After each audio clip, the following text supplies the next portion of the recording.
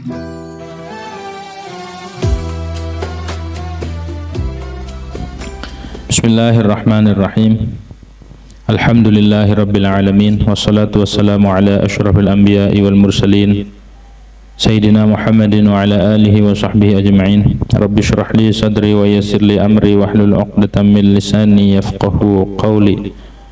Rabbi zidna ilman nafi'a warzuqna fahman thaqiba. Allahumma anfa'na bima 'allamtana wa 'allimna alladhi yanfa'una. Subhanaka la ilma lana illa ma 'allamtana innaka antal alimul hakim. Wala haula wala quwata illa billahil aliyil azim. Amma ba'd. Qala al-muallif rahimahullah ta'ala wa nafa'ana bihi wa bi barakati ulumihi fid dharain amin. At-tanbihu tsani fil fawaidi. Adapun peringatan yang kedua itu di dalam menerangkan beberapa faedah-faedah al-maqsudati, yang dimaksud min jam'i syama'ilihi sallallahu alaihi wasallam, daripada mengumpulkan tentang sifat-sifatnya Nabi, karakter-karakternya Nabi yang terdapat di dalam kitab-kitab. Tuh. Jadi Imam Yusuf Nabhani di peringatan yang kedua itu, kan peringatan pertama menerangkan tentang makna syama'il, yang kedua menerangkan tentang faedah yang dimaksud dari mengumpulkan kitab ini. Apa faedahnya? Tahu nggak artinya faedah? Apa itu faedah?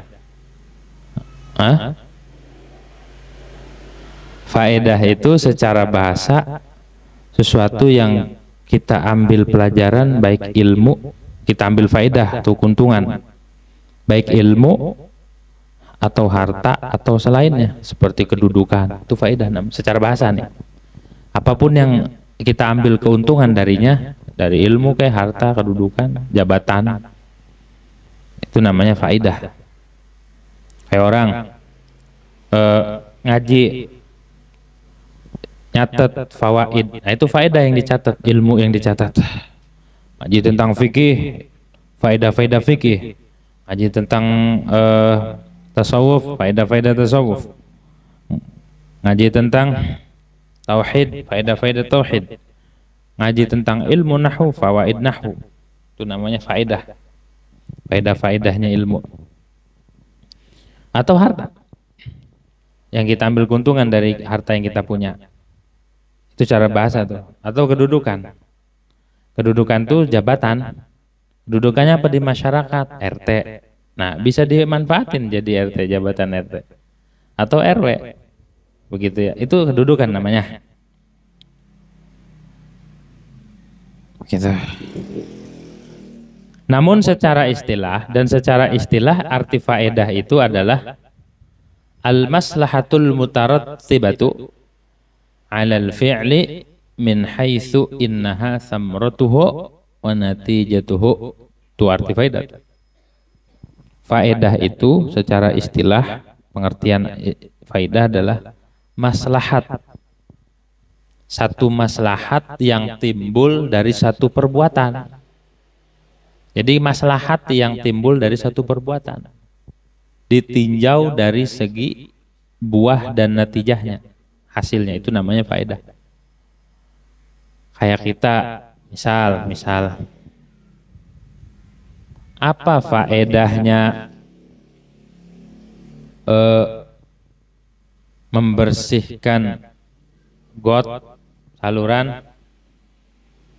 Maslahatnya apa dari pekerjaan itu? Oh, maslahatnya adalah nanti kalau gotnya ini dibersihin, saluran air jadi lancar, tidak mampet, dan tidak menimbulkan genangan.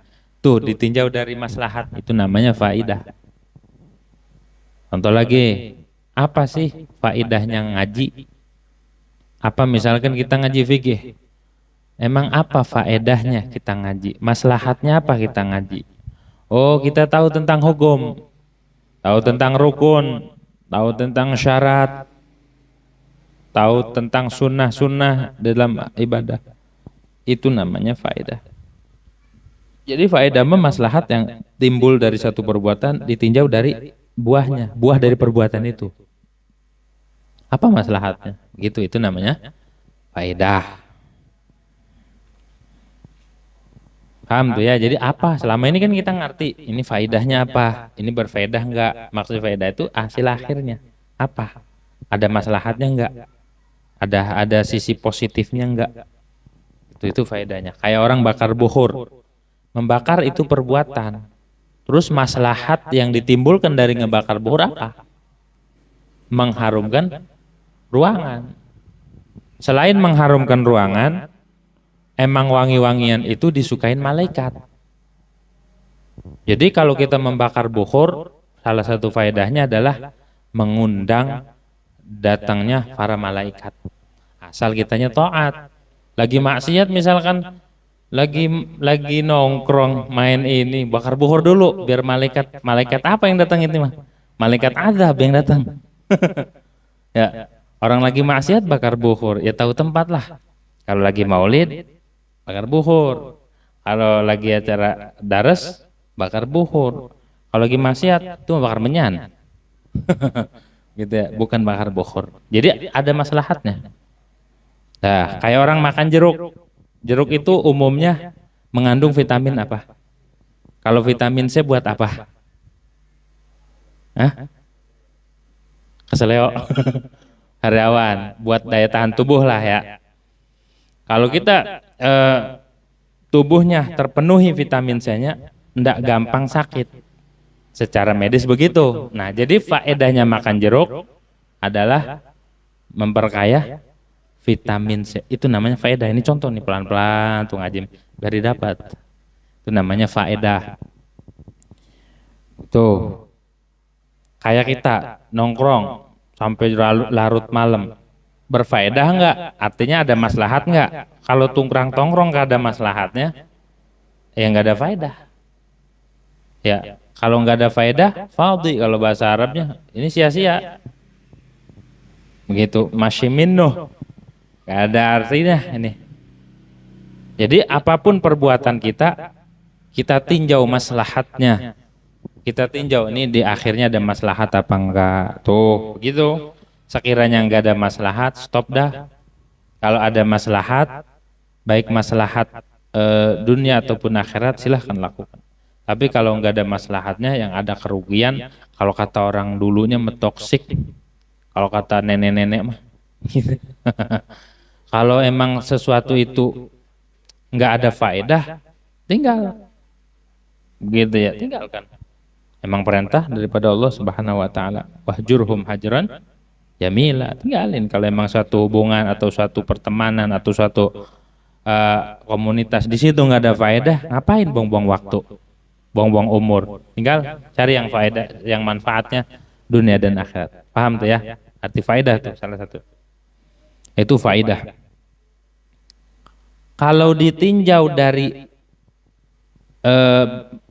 maslahat itu adanya di akhir satu perbuatan, namanya ghayah.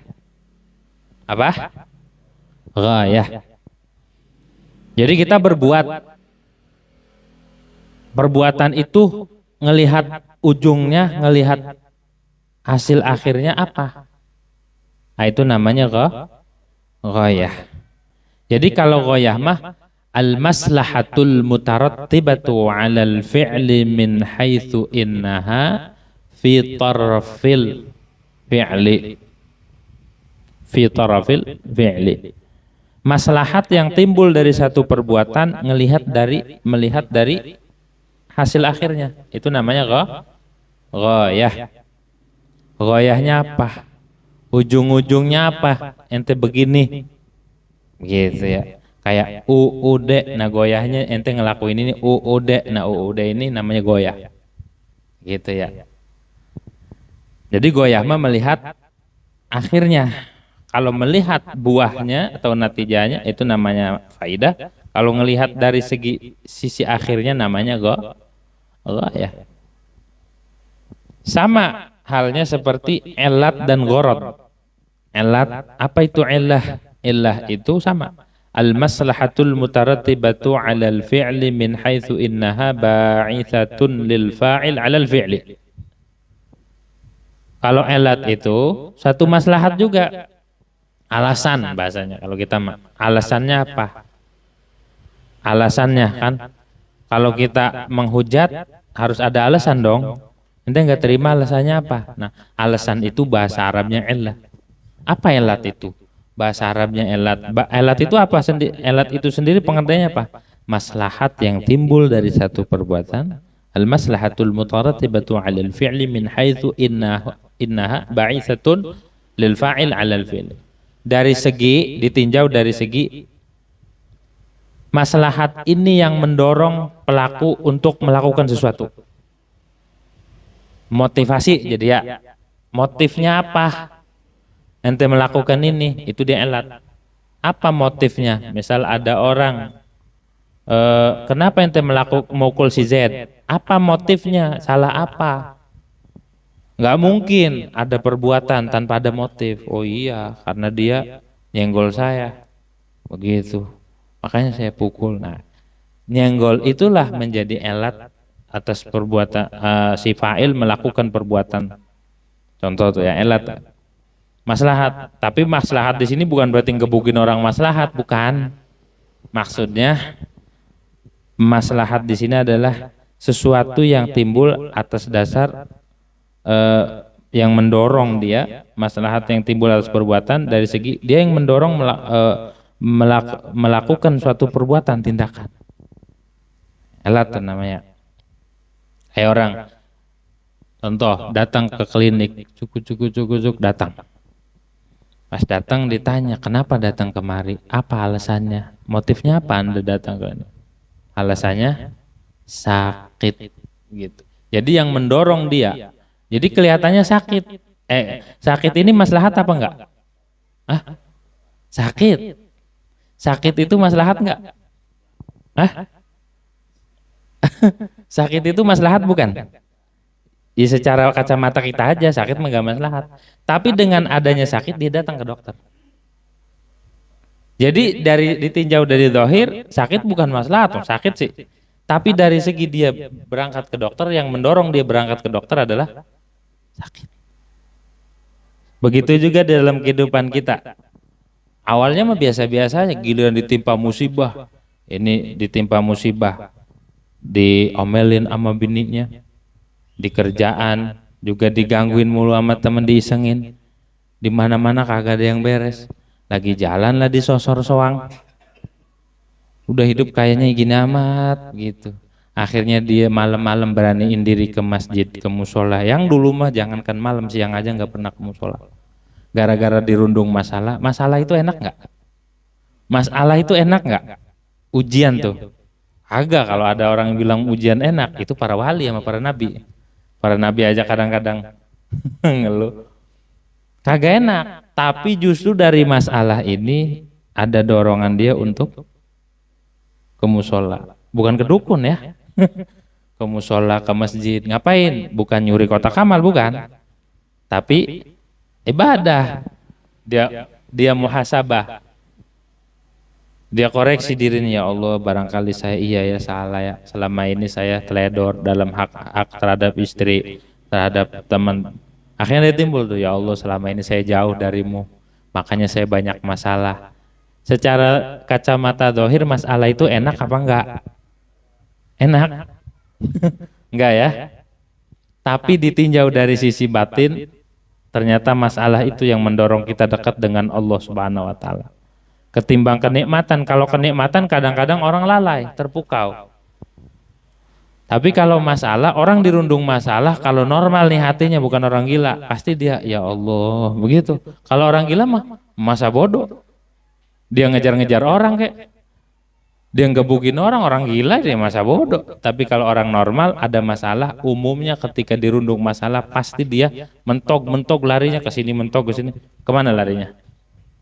Ya paling ke musola, ke majelis taklim, terus ke masjid. Udah itu pas dekat sama temannya yang lagi enak-enak tidur di masjid, bangun dapat masalah. Jadi masalahnya nimbal. Masalahnya berpindah. Jadi intinya begini, apapun yang kita anggap dan kita lihat kagak enak di kehidupan dunia menurut kacamata zahir, tapi sejatinya itu membawa maslahat buat kita. Orang kagak punya duit ataupun keadaannya pas-pasan, ya kagak enak. Tapi jangan dilihat itunya, lihat maslahatnya. Dengan kita hidup susah, akhirnya kita kerja keras, akhirnya kita dekat sama Allah, kenal ini, kenal itu. Intinya kita balik ke Allah, begitu. Dari masalah itu, itulah maslahatnya. Kalau orang khawas melihat maslahat itu bukan dari kacamata zahir, tapi dari kacamata batin. Oh, dari sini Allah kasih masalah, ternyata tujuannya hendak mengenalkan kegagahan Allah Subhanahu wa Ta'ala. Dikasih sakit, kita ngap-ngapan di rumah sakit, nyadar dia. Dulu mau disadarin 70 kiai ke rumahnya, kagak bisa nyadarin dia. Terus malaikat datang, kagak sadar-sadar juga. Didatengin ulama, habaib, orang sadar, dinasihatin. Tapi giliran disentil sama Allah, dar sakit. Nyadar, sakit ternyata membuat dia sadar. Itu maksudnya maslahat tuh. Jadi jangan menganggap maslahat itu yang enak-enak aja. Kadang hal positif itu juga maslahat buat kita. Jadi jangan suudzon ya, ketika kita dirundung masalah atau masalah nggak enak, kelihatannya ya begini amat hidup. Jangan suudzon, jangan buru-buru. Barangkali inilah yang terbaik. Fa'asa an takrahu syai'an wa huwa khairul lakum. Boleh jadi barangkali kita tidak suka terhadap sesuatu, ternyata itu baik. Pokoknya apapun keadaannya, upayakan kita bersyukur sama Allah. Walaupun nggak enak, walaupun keadaannya yang nggak kayak orang, upayakan tanamkan di hati syukur kepada Allah Subhanahu wa Ta'ala. Nah, gitu. Jadi alasan bersyukurnya orang kan dikasih nikmat ya. Kalau kita dikasih syukurnya ketika mendapat ujian, keren nggak? Gaya banget ya. Orang dikasih sakit gigi biasanya kan, aduh, apa aja ditendang. Begitu panci lagi direbus juga ada ngerebus saya tendang, aduh. Tapi kalau bagi kekasih Allah, alhamdulillah. Tapi jarang orang ya kali orang sakit gigi, alhamdulillah. Alhamdulillah.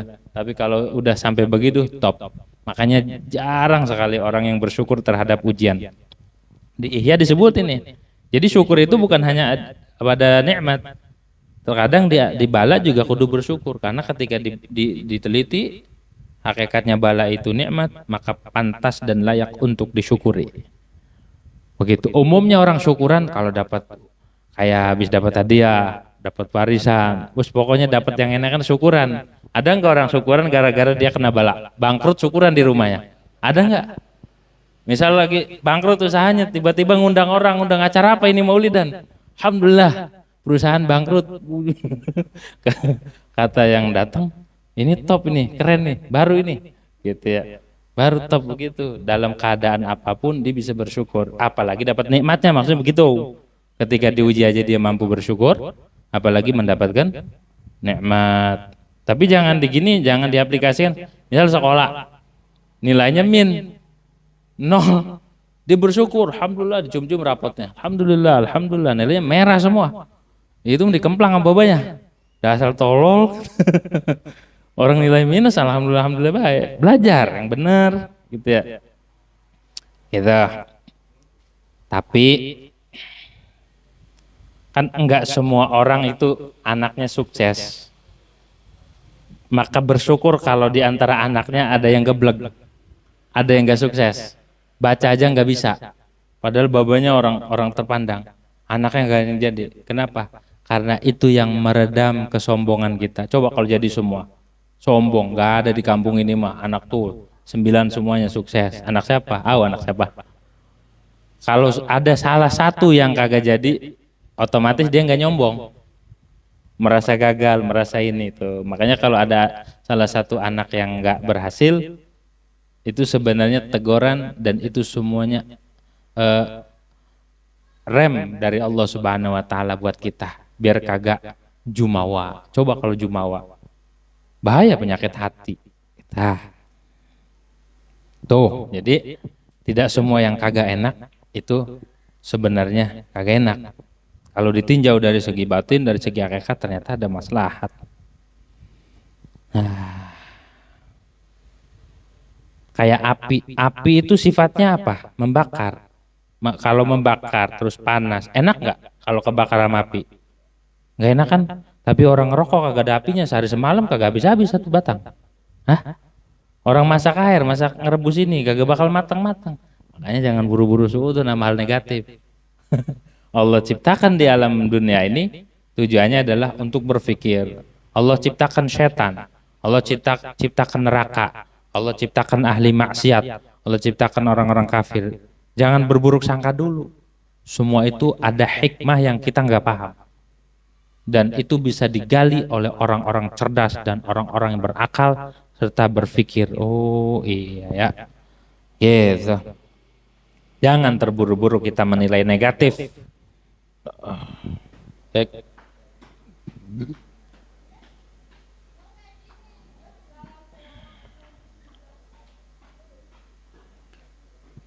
Wa amma min haitsu innaha maqsudatun lil fa'il min al fil fatusamma gharadan.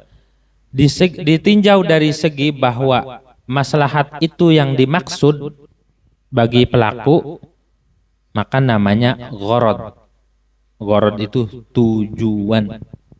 Kalau dilihat dari maksud, yang dimaksud dari suatu perbuatan itu namanya gharad. Jadi ada 4 nih persamaannya nih. Ada faidah, terus ada apa tadi? Goyah, ada apa lagi?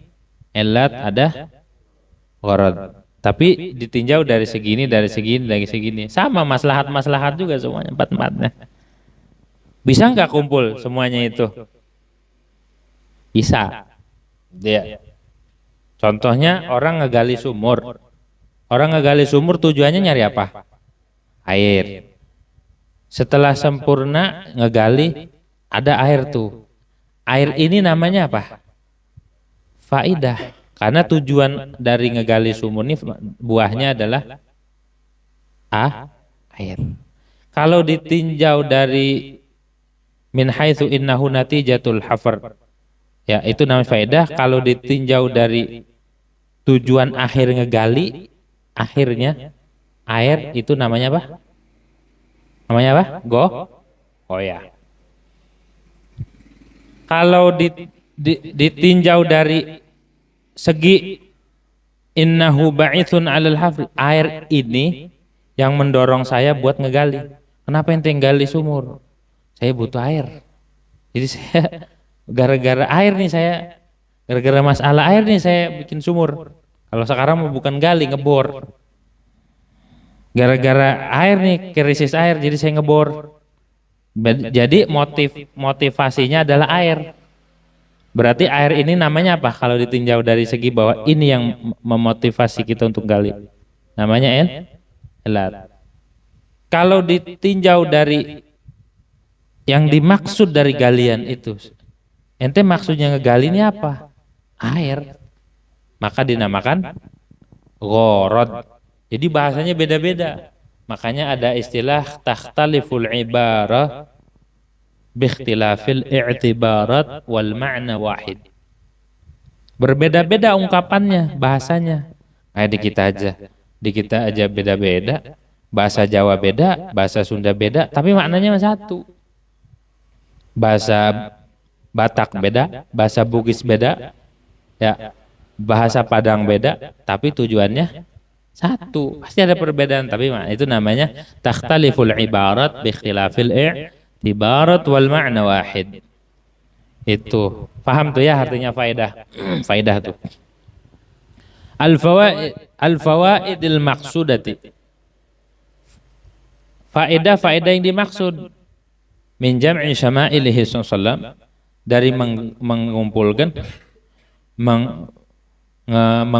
itu mencatat, ya, membukukan, itu jamak namanya. Tentang sifat-sifatnya Nabi, kepribadian Nabi Muhammad SAW yang ada di dalam kitab-kitab hadis, kitab-kitab tarikh, kitab sirah dan lain sebagainya, dikumpulin tuh sifatnya Nabi, baik bentuk fisiknya atau perbuatannya dan lain sebagainya yang berkaitan dengan Rasulullah SAW dicatat. Tujuannya apa? Harus ada tujuan dalam menulis itu. Tujuan nulis buku ini apa? Tujuan nulis kita apa? Nah, itu yang memotivasi pembaca atau penulis itu sendiri. Kalau nggak ada tujuan, ya ngaco kita nulis apa? Nulis aja. Ntar nggak ada dorongan kita untuk membaca, nggak ada dorongan untuk mengumpulkan. Berhubung musannif ini meletakkan satu tujuan daripada mengumpulkan sifat-sifatnya Rasulullah SAW, maka terpacu beliau, bahkan pembacanya terpacu untuk membaca ini kitab. Laisal maqsudu min jam'i syama'ilihi sallallahu alaihi wasallam mujarrada ma'rifati ilmin tarikhiyin tamilu ilaihi nufus wa tanjahu ilaihi al-qulub wa yatahaddatsu bihi fil majalis wa yustashhadu bihi 'ala al-maqasid wa nahwi dzalika min al-fawaid. Tidaklah yang dimaksud dari menghimpun seluruh sifat-sifatnya Nabi Muhammad SAW, menghimpun di kitab ini, ngumpul ini bukan tujuannya semata-mata ma'rifah ilmi tarihin, mengetahui ilmu sejarah saja. Bukan hanya itu saja tujuannya, bukan sebatas mengetahui tentang sejarah yang mana tamilu ilaihin nufus, yang ada kecenderungan kepada ilmu tersebut oleh jiwa. Bukan semata-mata pengen tahu sejarah tentang Nabi saja, bukan. Saya mengumpulkan sifat Nabi ini bukan hanya kita pengen tahu sejarah, bukan. Bukan itu doang. Wa tajnahu ilaihil qulub, dan cenderung kepadanya itu ilmin al-qulub, oleh hati. Bukan itu juga, bukan sesuatu yang mengetahui ilmu sejarah yang disukai oleh jiwa, disenangi oleh jiwa, dan dicenderung oleh hati. Wa tahaddatsu bihi fil majalis, dan dibicarakan di majelis-majelis, bukan itu. Bukan supaya taltadzu bil asma, yang merasa lazat oleh telinga-telinga. Wa tatanazzahu fil absar, dan mata pun begitu. Wa tusarru bil arwah pun merasa semeringah ketika mendengar saja. Bukan hanya itu saja, bukan. Bukan hanya ingin jadi bahan atau materi untuk dibicarakan, bukan. Atau diriwayatkan di majlis-majlis, bukan. Bukan itu semata. Wa yustashhadu, dan dijadikan syahid dengannya ilmu tarikh alal maqasid, atas tujuan, itu juga bukan. Wa nahwi dzalik, dan seumpama dan semacam itu minal fawaidi, daripada faedah-faedah yang lain, bukan. Enggak ke situ tujuannya, bukan ke situ, kata Imam Yusuf Nabhani. Saya nulis kitab nih, kata Imam Yusuf, nulis sejarah tentang Rasul, bukan semata-mata hanya mendedikasikan untuk ilmu sejarah saja, bukan. Yang disukai oleh jiwa, bukan itu.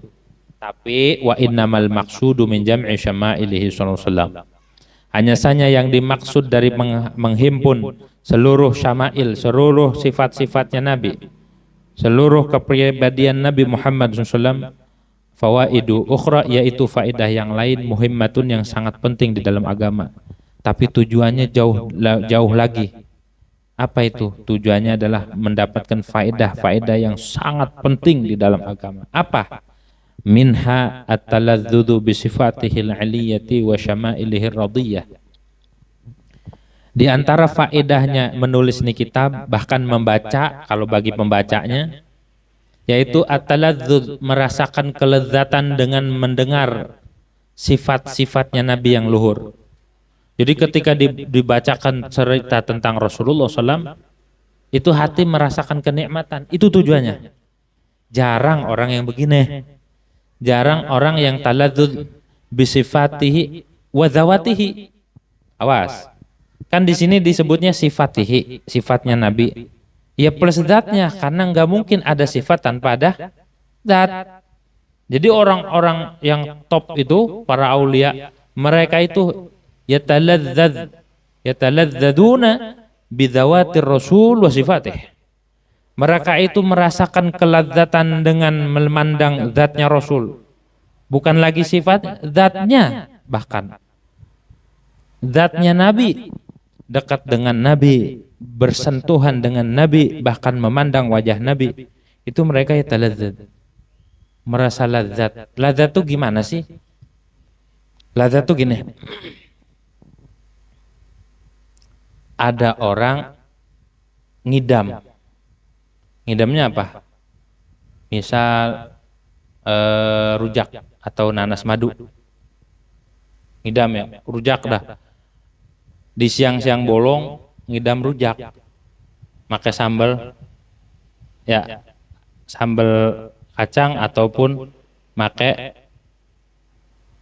gula merah, pedas plus ada asem-asemnya. Nah, tumbenan udah bertahun-tahun baru pengen rujak, iya tumbenan nih. Pas ada tukangnya lewat dipanas bentar, tak, rujak, beli bang, rujak bang, berhenti jualan. Kok disuruh berhenti? Ya mau beli gitu. Bukan suruh berhenti jualan. Rujak bang, gitu ya. Bawa piring. Itu karena dia udah kesemsem, udah ngancem, rujak sepiring habis sendirian, sambal-sambalnya ampe dijilatin, ampe jarinya itu dijilatin. Saking dia ngerasa nikmat dengan tuh makanan. Itu makna lezat buat kita itu. Gitu ya, eta lezat. Naik lagi kita misal pengen ke liburan ke puncak yang view-nya mantep di mana? Di sini Paranin. Oh iya. Itu saking dia terpukau dengan pemandangan, dipanggil nggak nengok. Sampai dipanggil presiden aja nggak nengok. Ya orang bukan presiden. Dipanggil, bang, gitu ya. Pasti orang lagi asik ngelihat pemandangan. Satu. Ada lagi orang yang misalkan punya kekasih, nggak bertemu-temu berapa tahun, semalaman doang. Bertahun-tahun nggak ketemu, 2 tahun. Pas ketemu itu di hati. Nah, kekasihnya ini bunga desa lah ceritanya, kembang desa. Orang tercantik se-RT. Pas ketemu dia kaget. Begitu ya. Emang apa? Dulu waktu kecilnya mah ingusan, pas udah gede cakep. Begitu ya. Dia nggak noleh-noleh tuh. Bang, ngapain? Kenapa dia begitu? Karena taladzat. Mereka merasakan kelezatan dengan memandang sesuatu yang dia sukai. Gitu ya. Bagaimana kalau sahabat itu memandang wajah Rasulullah Sallallahu Alaihi Wasallam yang tidak ada cacat, dipandang dari segi mana aja Nabi mah nggak ada kecacatan. Orang sealim-alimnya orang tujuannya itu memandang wajah Nabi Muhammad. Orang sesoleh-solehnya orang tujuannya itu adalah pengen memandang dan bertemu dengan Nabi Muhammad. Nggak ada orang yang sombong dengan ilmunya tapi sama Nabi nggak ketemu, nggak ada. Karena ketika memandang wajah Rasul, rasa capek, letih, lelah, ngapal, ya belajar dan hilang. Kan ibadah capek, tapi ketika memandang wajah Nabi hilang. Kan masalah itu rumit, masalah itu pahit, nggak enak, tapi ketika memandang wajah Nabi, lantas saja hilang. Hilang masalah itu. Nggak perlu ngomong, ngelihat aja hilang. Itu hebatnya Nabi Muhammad Sallallahu Alaihi Wasallam. Itu yang dapetin cuma para sahabat dan orang-orang tertentu yang bisa memandang keindahan wajah Nabi Muhammad. Syukur-syukur kita bisa memandang walaupun di dalam mimpi. Ya. Karena apa? Karena ketika memandang wajah Nabi yang mulia dan indah rupawan, maka seluruh masalah hidup kita akan hilang seketika. Oh. Jadi Imam Yusuf Nabhani ini beliau menulis ini karena beliau berjumpa dengan Rasulullah. Selain beliau itu cinta, bukan cinta doang, berjumpa. Bukan hanya mendengar dari guru-gurunya atau membaca dari kitab-kitab sejarah, tapi keindahan wajah Nabi Muhammad SAW sudah beliau rasakan secara langsung. Makanya beliau itu tujuannya katanya at-taladzuz, melampaui umumnya tujuan orang-orang yang menulis kitab. Luar biasa Imam Yusuf. Semua karangannya baik pujian tentang Rasul, tentang sholawat, tentang tarikhnya Nabi. Ada kitab namanya Anwarul Muhammadiyah punya Imam Yusuf. Ada kitab ini nih Wasailul Usul fi Syamil. Jadi semuanya tentang Rasul. Karena udah jatuh cintanya terlalu dalam. Kalau kata orang Betawi udah kedalon, udah kedagingan cintanya sama Nabi Muhammad sallallahu alaihi wasallam. Ya, udah kedagingan sama Nabi. Jadi yang enggak ada yang lebih lazat selain Rasulullah.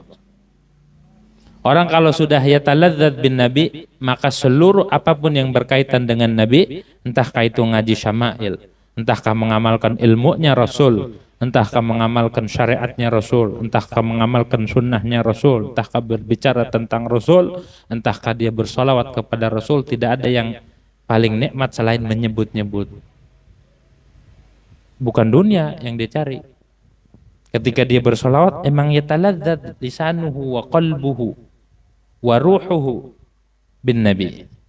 Hatinya, lidahnya, ruhnya, ruhaniyahnya, pikirannya, jantungnya, dia sedang merasakan kenikmatan dengan Nabi Muhammad sallallahu alaihi wasallam. Jadi enggak ada yang lain, enggak ada yang dituju. Ketika kita bersolawat, emang yataladzat. Bang, solawat mulu, diem baik gitu ya. Masalahnya rumit ya? Bukan masalah. Emang apa? Yataladzat bin Nabi. Cuma untuk tahap ke situ tuh butuh guru. Nggak bisa orang itu langsung yataladzat aja. Butuh guru. Begitu ya. Kasih tahu tak baru tuh ngerasakan kenikmatan. Kalau nggak bisa, ya nggak bakal sampai lama. Tapi kalau ada guru cepet nyampe. Yataladzat bin Nabi Muhammad sallallahu alaihi wasallam. Ladzat tuh dengan menyebut Nabi, dengan menyebut sifat-sifatnya Nabi al-aliyah, yang tinggi, yang luhur. Wa syama'ilihi radiyah, dan kepribadian Nabi yang diridhoi sallallahu alaihi wasallam. Orang kalau sudah begitu tuh bersolawatnya kayak kiai yang di Jawa Tengah ya, Purwokerto, Mbah Abdul Malik. Tahu? Kiai Abdul Malik Purwokerto. Kalau itu solawatnya setiap habis sholat subuh 18.000. Bukan 100 lagi dia, 18.000. Kita mah 3.000 aja sehari udah mending itu. Minimal 3.000. Minimal nih ya. Jangan nawar. Boleh nggak kurang? Kayak baju ditawar 3.000, capai dulu 3.000, selebihnya silahkan. Tergantung keladzatan masing-masing.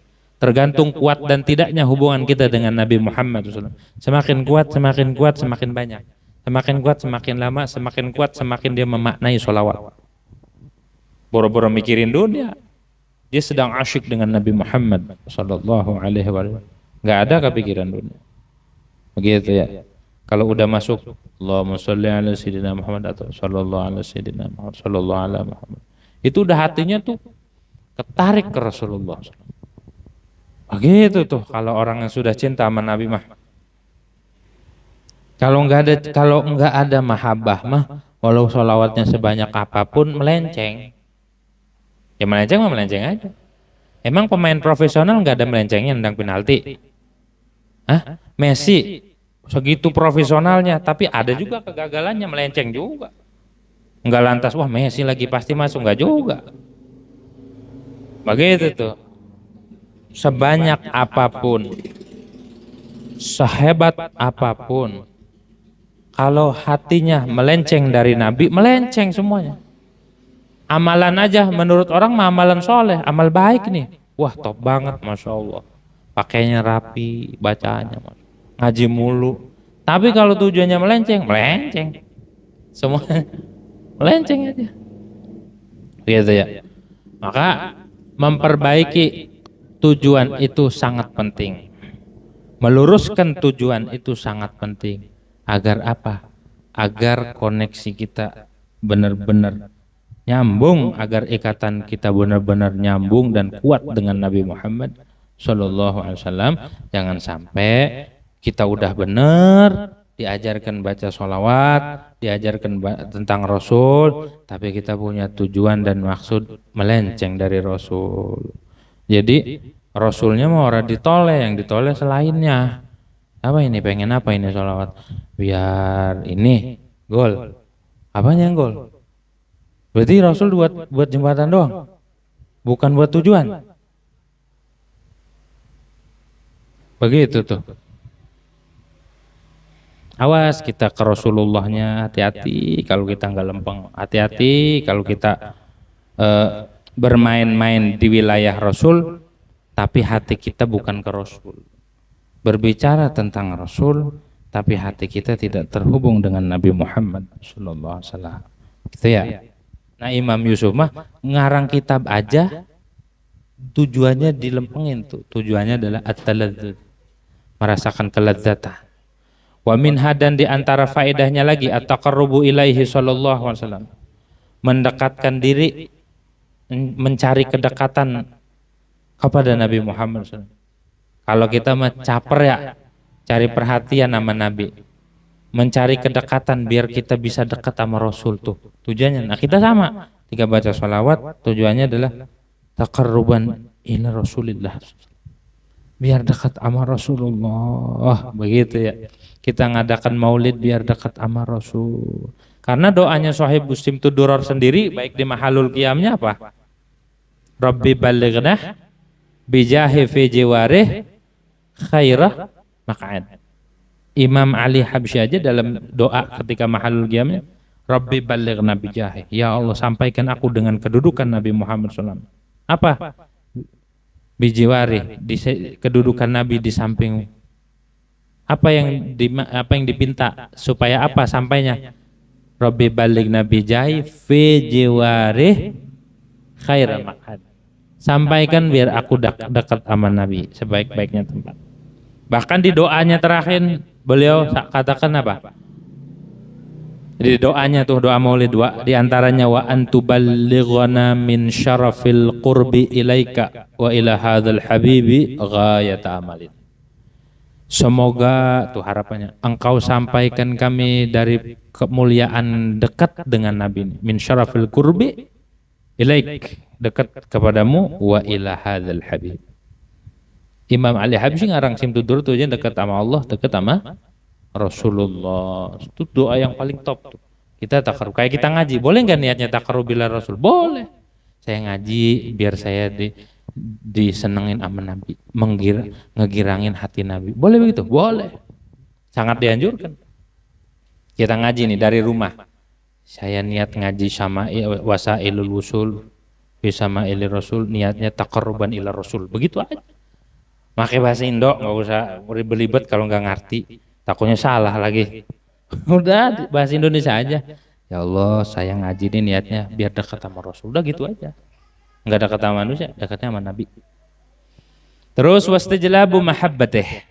Selain dekat, karena tidak ada tempat yang paling nikmat, tidak ada tempat yang paling aman, tidak ada tempat yang paling sejuk, tidak ada tempat yang paling menenteramkan hati selain dekat dengan Nabi Muhammad sallallahu alaihi wasallam. Karena itu tujuan para kekasih Allah, dekat sama Nabi. Cita-cita terakhir para aulia itu adalah bagaimana dia bisa ngerangsek dekat kepada Nabi Muhammad sallallahu alaihi wasallam. Gitu. Jangan kalah sama orang yang hobi nonton dangdut, kan pengen ngerangsek mulu ke panggung. Kita mah ngerangseknya ke Rasulullah. Biarin dia ngerangsek ke panggung, setiap orang punya hobi masing-masing. Kalau kita mah ngerangseknya ke Nabi Muhammad sallallahu alaihi wasallam. Begitu. Orang aja rebutan, senggol-senggolan kalau lagi nonton dangdut ya. Pengen ke depan. Nah kita ke Rasul begitu. Boleh kita kompetitif untuk mencari kedekatan dengan Nabi Muhammad SAW. Ada yang dengan sholawat, ada yang dengan ngamalin sunnah, ada yang dengan ngaji. Pokoknya apapun, tempelkan niatnya taqarruban ila Rasul. Gitu. Wastijlabu mahabbatih, dan memikat cintanya Rasul. Biar Nabi cinta, gitu tujuannya. Tinggi banget cita-citanya Imam Yusuf Nabhani. Bukan lagi mencapai cinta, bukan lagi mencari cintanya makhluk biasa, tapi benar-benar mencari cintanya Rasul sallallahu alaihi wasallam. Waridahu, dan ridhonya Rasul. Dengan apa? Bidzikri awsafil kamila wa akhlaqil fadilati. Dengan menyebut sifat-sifatnya Nabi, sifatnya Nabi yang sempurna dan akhlaknya Nabi yang utama. Nah, kita kan punya hobi dan punya kesukaan masing-masing ya, punya yang dicintai. Suami istri satu sama lain saling mencintai enggak? Ya. Seorang ibu mencintai anaknya enggak? Ya. Anak mencintai orang tua? Dan satu sama lain antara manusia ada saling cinta enggak? Ada. Tapi ingat, kita boleh, kita cinta sama siapa aja boleh, asal jangan nama tembok cintanya. Cinta apa siapa aja boleh? Boleh. Tapi ingat, catatan. Jangan sampai cintanya kita kepada sesuatu melebihi cintanya kita kepada Nabi Muhammad SAW.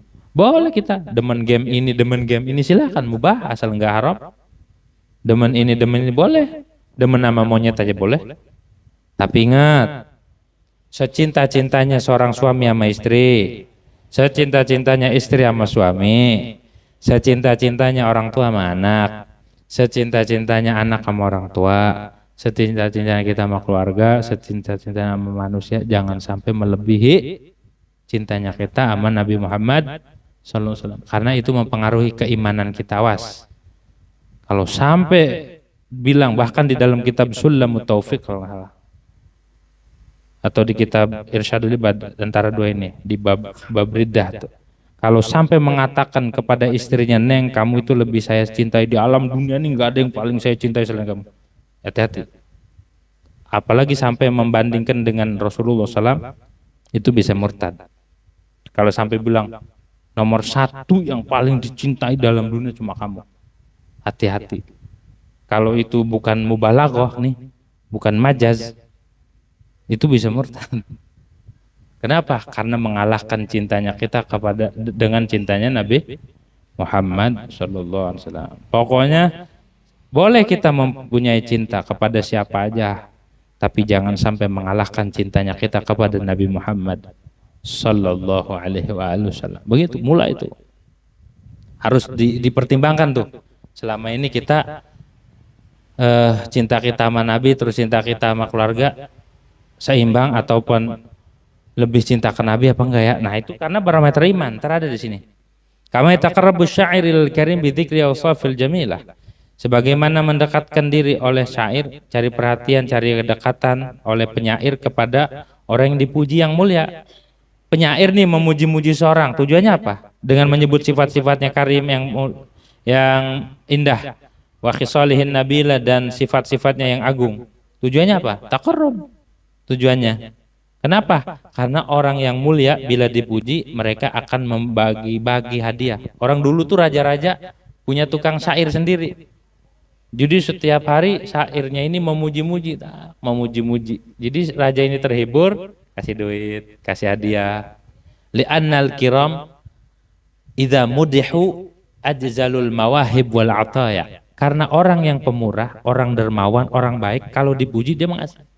Orang dulu, dari zaman dulu. Masa iya ada orang dipuji marah? Ada nggak? Dipuji-puji nampar, gaplok ya, ada nggak yang kayak gitu? Ini masih ada yang orang gila doang kali yang kita puji ngudag-ngudag. Ya, orang yang punya akhlak yang bagus, ketika dipuji, minimal dia, Masya Allah, makasih, gitu ya, orang dulu. Nah, para penyair tuh muji-muji orang mulia tujuannya biar dapatnya. Nah, kata Imam Yusuf, saya pun sama. Kita memuji Nabi, menulis, mengumpulkan sifat-sifat Nabi, tujuannya agar kita dekat sama Nabi dan dikasih sesuatu dari Nabi Muhammad SAW. Nabi kalau senang nih sama kita nih umatnya, Nabi nggak tanggung-tanggung tuh, walaupun ngasihnya nggak kelihatan secara zahir. Kita nih disenengin sama Rasul nih, pasti dikasih sama Nabi sesuatu keistimewaan. Kalau Nabi sampai ridho sama kita nih, karena kelakuan kita, karena perilaku kita, ataupun karena pujian-pujian kita, kalau Nabi sampai ridho, langsung turun. Tuh. Tapi enggak kelihatan maknawi. Itu ya, maknawi. Wala syakka, dan tidak ragu, tidak ada keraguan, anna jam'a syama'ilihi sallallahu wa nashraha wa afdal wa akmal min madhi bil qasaid. Bahwa mengumpulkan, mencatat, membukukan sifat-sifatnya Nabi Muhammad SAW, badan menyebarkannya itu lebih utama dan lebih sempurna daripada memuji dengan qasidah. Lebih utamaan menyebutkan, mengumpulkan sifat-sifat terpujinya Nabi biar dibaca. Itu lebih utama, lebih sempurna ketimbang memuji. Kita ya, ketimbang memuji dengan qasaid, dengan qasidah-qasidah. Wa qad radiya amman madahahu biha. Dan Nabi telah ridho dari orang yang memujinya dengan qasaid itu. Seperti siapa? Nabi pernah ridho, senang dipuji sama salah satu sahabat, seperti sahabat Hasan bin Sabit al-Bunani, bin Sabit ibn al-Mundhir al-Ansari al-Khazraji, Abil Walid as-Sahabi syairin Nabi SAW. Beliau ini penyairnya Nabi. Beliau itu tinggal di Madinah. Hidupnya 60 tahun jahiliyah, 60 tahun Islam. Namanya mukhadram. Orang mengalami dua fase, fase jahiliyah dan fase Islam. Berarti umurnya berapa? 120 tahun. 60 tahun jahiliyah, 60 tahun masuk Islam sampai wafat. Jadi umurnya 120. Wafatnya tahun 54 Hijriah. Dan sebelum wafatnya beliau buta. Beliau ini pemuji Nabi, sering memuji Nabi. Begitu tuh. Hasan bin Sabit al-Bunani. Sama Nabi didiamin, ridho sama Nabi, senang. Abdullah bin Rawaha, sama ini penyair juga. Wa Ka'ab bin Zuhair, Ka'ab bin Zuhair bin Abi Sulma al-Mazini Abil Mudarrib, penyair yang ulung ini. Beliau dari ahli Najd, memiliki diwan syair. Dan orang yang terkenal di jahiliyah. Ketika Islam datang, beliau ngejek Nabi. Beliau sering merayu, ya, sering merayu perempuan-perempuan muslimin, syabbibu binisa'il muslimin. Akhirnya Nabi menghalalkan darahnya. Buru tuh Zuhair. Ka'ab bin Zuhair buru. Akhirnya datang minta perlindungan dan masuk Islam. Setelah itu beliau menyairkan syairan beliau, membacakan banat su'adu fa qalbil yawma mabtulu. Banat su'adu fa qalbil yawma mabtulu. Setelah pujian itu Nabi maafin, Nabi ridho, dan dilepasin burdahnya Nabi. Mantel Nabi dilepasin, dikasih ke dia. Wafat tahun 26 Hijriah. Nabi kalau udah ridho, apa dikasih? Tadinya mau diburu sama Nabi, jadi buronan itu. Datang masuk Islam, ngebacain syair mujiro. Tapi tujuannya bukan neko-neko, bukan pengen ini, tapi memang benar-benar memuji sifat baiknya Nabi. Akhirnya Nabi ngasih burdahnya. Maka yang layak dikatakan burdah syairnya Ka'ab bin Zuhair. Imam Baijuri punya syarahnya nih. Dulu kita ada kitab syarah Banat Su'adu ini, karangan Ka'ab bin Zuhair, disyarahkan oleh Imam Baijuri. Yang namanya burdah mah kata Imam Baijuri ini aslinya. Dulu kalau yang punya Imam Busairi itu layaknya disebut bur'ah kata Imam Baijuri. Kok bur'ah? Karena ketika melantunkan qasidah burdah, qasidah yang amin tazakuri jironin bidi salami sampai seterusnya, beliau langsung dikasih kesembuhan dari sakit stroke. Maka layaknya qasidah itu dikatakan bur'ah. Tapi ada yang bilang juga burdah karena ketika melantunkan qasidah itu bertemu dengan Nabi dalam mimpi, Nabi ngasih hadiah burdah, kemudian sembuh. Gitu, macam-macam dah. Orang kalau udah sama Nabi seneng dan Nabi ridho, maka semua dapat hadiah keistimewaan dari Rasulullah SAW. Sampai pengarang qasidah Manzumah Aqidatul Awam tuh, itu juga dari Nabi tuh Aqidatul Awam. Diajarin dalam mimpi, begini, sebut, ikutin. Abda'u bismillahirrahmanirrahim, itu dari Nabi. Yang ngajarin Nabi dalam mimpi, pas itu hafal. Dihafal. Udah hafal mimpi lagi, suruh setorin nama Nabi, Setiap baitnya sahabat bilang amin. Isinya akidah tentang sifat 20. Begitu ya. Banyak, ada pengarang kitab syarah Zubad Ibn Ruslan, namanya Fathur Rahman. Itu yang namain Fathur Rahman apa Mawahibud-Dayan tuh. Mawahibud-Dayan kalau Fathur Rahman punya Imam Romli. Mawahibud-Dayan. Itu yang namain Nabi, yang namain kitabnya. Banyak, termasuk Al-Imam Abu Ishaq Asy-Syairazi. Beliau dijulukin Syekh sama Nabi. Jadi banyak yang dijulukin, yang disandang ini dari Nabi Muhammad. Banyak begitu tuh ya. Nabi kalau udah ridho, semuanya di tangan sama Nabi Muhammad SAW. Wa qafa'ahum 'ala dzalik, dan membalas Nabi akan mereka semua atas hal itu. memuji-muji itu. Fala syakka annahu yarda, maka tidak diragukan lagi.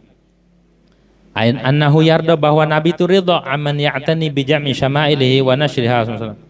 Dari orang yang memperhatikan dengan mengumpulkan sifat-sifatnya Nabi dan menyebarkan syama'ilnya Nabi Muhammad sallallahu alaihi wasallam ke manusia, diajarin tuh, dipelajarin. Itu pasti Nabi ridha. Makanya ketika kita mengaji kitab ini jangan mudah-mudahan. Pasti gitu. Kita mah bukan husnudzon sama Allah dalam hal ini. Husnul yakin. Kalau dzon masih 75. Kalau kita husnul yakin. Begitu ya. Kalau kita husnul yakin sama Allah, yakin hakul yakin bahwa kita ngaji kitab ini Allah redha. Gitu ya. Bukan mudah-mudahan, mudah-mudahan masih ragu. Gitu. Husnudzon aja masih 75. Kalau kita husnul yakin berdasarkan doa dan telah berlaku selama ini magalah inda dzikril sholihin tatanazzalur rahmah. Ketika disebutkan orang soleh, halnya, sifatnya, kelakuannya, maka turun rahmat. Bagaimana kalau yang disebutin itu Nabi Muhammad sallallahu alaihi wasallam? Makanya Nabi bilang husnul yakin gitu. Orang yang ngaji kitab ini, membaca kitab ini, dia faqad ta'arrada li nafahatir rahmatil ilahiyah. Orang yang datang ke tempat ini ngaji tentang kitab Syama'il Nabi, maka dia sejatinya menyambangin anugerah Allah, nyamperin nafahatnya Allah. Begitu tuh Imam Yusuf yang bilang.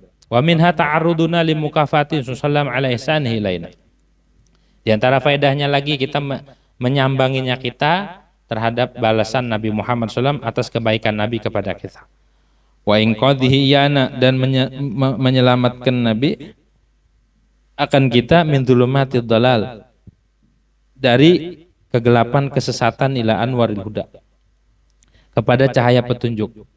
Wa minasyaqawati, dan daripada kesialan, kecelakaan al-abadiyati yang selama-lamanya, menuju ila sa'adati sarmadiyah, kepada kebahagiaan yang selama-lamanya juga. Itu tujuannya. Wa hadhihi ni'matun kubra, dan ini semua ini nikmat yang besar, yang sangat besar, bahkan paling besarnya nikmat ini. La tumkinu muqabalatuha bisyai', yang tidak mungkin dibalas dengan sesuatu. Enggak mungkin nih bisa dibalas dengan sesuatu. Wala yaqdiru ala mukafati 'alaiha illallah. Dan tidak ada yang sanggup atas membalasnya Nabi atas nikmat ini kecuali Allah. Jasanya Nabi itu besar. Jasanya Nabi, selain kita dapetin rahmat Allah ketika menyebut sifatnya, dibalas juga sama Nabi. Terus juga Nabi itu menyelamatin kita dari kegelapan kesesatan. Kesesatan apa? Al-kufru wal ma'asi. Kekufuran dari dan maksiat wal jahal, itu sesat. Tapi dengan dilahirkannya Nabi, dengan diutusnya Nabi, kita selamat dari hal itu. Itu nikmat paling besar kata Imam Yusuf. Nggak bisa dibalas itu, kecuali Allah yang bisa ngebalas. Jasanya Nabi itu besar. Fajazahullahu ta'ala anna afdala ma jazabihi mursalan amman ursila ilaih.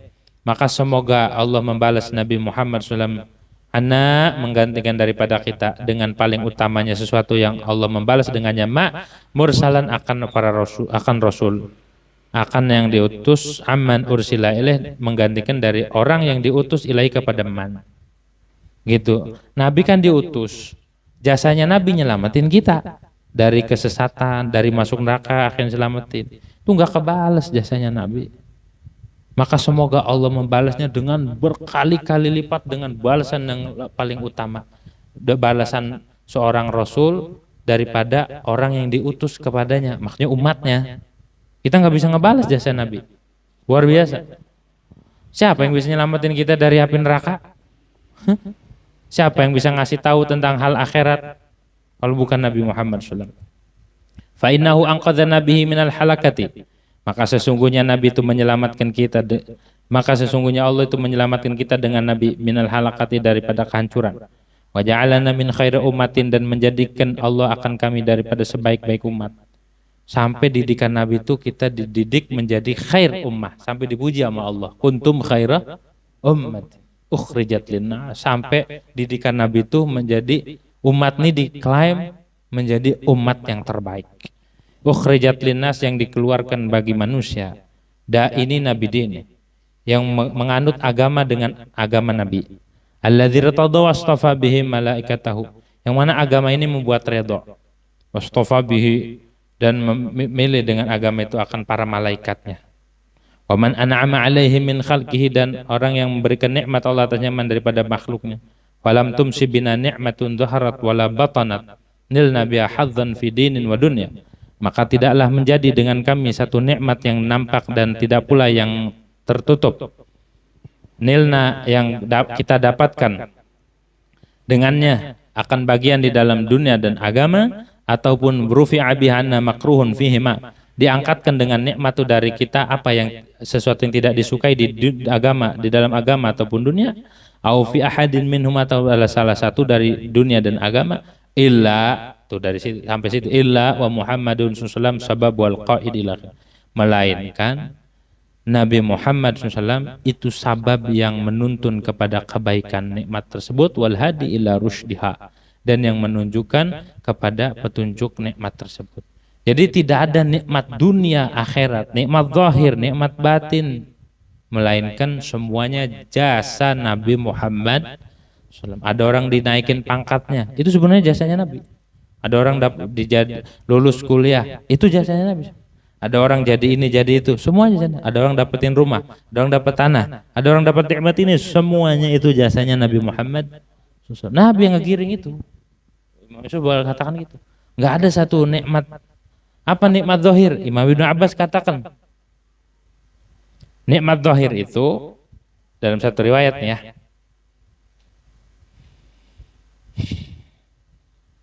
ada nikmat zahir itu fama sawwa min khalq. Kita diciptakan nih, tubuhnya sempurna. Nikmat zahir nih, hidung ada, mata ada, kuping ada, normal. Kalau nikmat batin ditutupi kesalahan kita, kekurangan kita. Aurat kita ditutupin. Kalau kita ditampakin, maka orang pada benci semua, ya kan? Itu nikmat batin. Ada lagi yang bilang nikmat zahir itu Islam. Terus nikmat tubuh nih, nikmat raga ini. Terus rezeki. Kalau batin, apa-apa yang ditutupi dari perbuatan kita yang nyeleneh, yang kagak baik, itu nikmat batin. Semuanya ditutupin di berkat jasanya Nabi Muhammad. Dalam satu riwayat, nikmat zahir itu Islam, nikmat batin dosa, aib, dan batasan-batasan yang ditutupin. Dalam satu riwayat lagi, nikmat zahir batin itu la ilaha illallah. Begitu ya, nikmat zahir. Ada lagi nikmat zahir itu la ilaha illallah yang kita ucapkan di lisan dan batin. Begitu. Wa batinah gala bil galbi, di hati meyakini tentang makna la ilaha illallah. Itu juga jasanya Nabi Muhammad sallallahu alaihi wasallam. Pokoknya apapun nikmatnya itu semuanya dari Nabi awalnya. Wa hadhil ibaratu min qaulihi, dan adapun ini ibarat mulai dari ucapan musannif wa jazahullah ila akhiriha, ibaratu imamina Syafi'i. Itu ibaratnya Imam Syafi'i. Ibarat yang tadi tuh, yang dari wa jazahullahu ta'ala an afdala ma jaza bihi mursalan amman ursila ila akhirih. Itu semua ucapan Imam Syafi'i. Masya Allah, bagusnya ya Imam Syafi'i ucapannya. Tuh, segitu dulu dah. Wa hadhil ibarah wallahu a'lam bishawab. Al-Fatihah.